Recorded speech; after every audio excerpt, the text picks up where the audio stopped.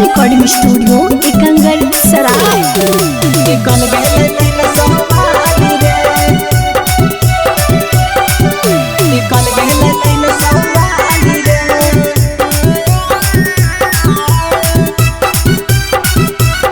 Presented by किसका film. जितना रुपया कमलियो रे भाईबा कर दल को सबे खाली रे। जितना रुपया कमलियो रे भाईबा कर दल को सबे खाली रे।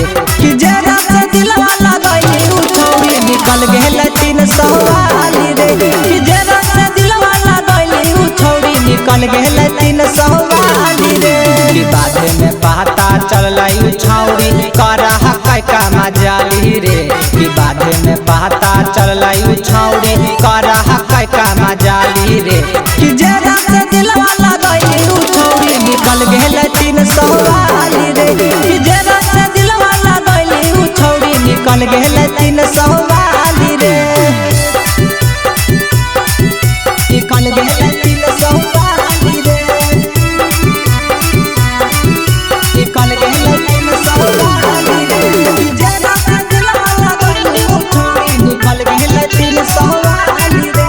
कि जरा से दिलवा लगाई उछौरी निकल गेल तीन सवारी रे।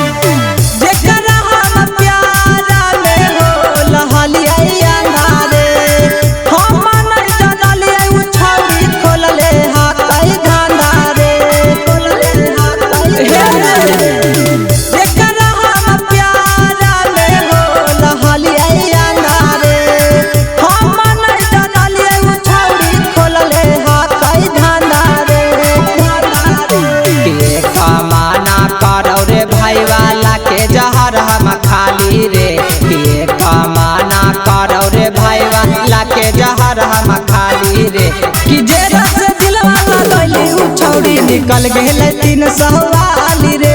कि जरा से दिलवा लगाई उछौरी निकल गेल तीन सवारी रे। निकल गेल तीन सवारी रे। किसका रिकॉर्डिंग स्टूडियो एकंगर सराय। जहाँ हम जइयो सब ले हो करे नाम रे। केतना तू देनी छौड़ा कहौ फूले आमारे, कहौ फूले आमारे। जहाँ हम जइयो सब ले हो करे नाम रे। केतना तू देनी छौड़ा कहौ फूले आमारे।